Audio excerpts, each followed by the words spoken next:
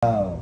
Anak ng Toja talaga. Yeah. Parang ano no? Parang terorista yung pinupunta nila. Bagong dating na mga pulis. Wow. Ayan. Wow. Oh. Alam mo, ako duda ako dito, parang hindi na si Pastor ang habol nila eh. Parang gagawin nila tong kampo for ICC.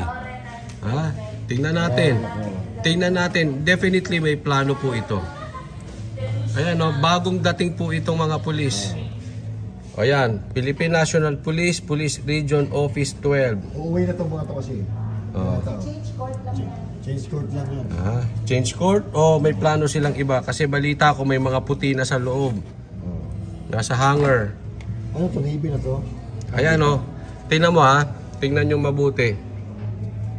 Ang sinasabi nila, kaya nila dinisperse yung rally kasi nagkikreate ng traffic. At dapat nang buksan itong daan na ito.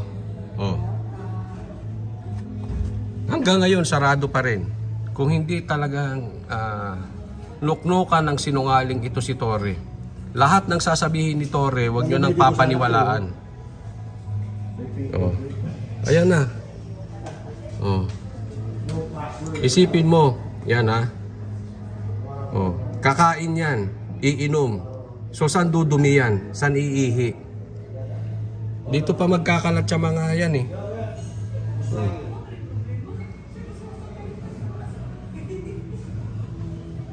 Yan po ang sitwasyon ngayon dito. Diba? Panggulo. No, may bago na naman tayo mga... So magkakaalaman kung anong purpose nila dito.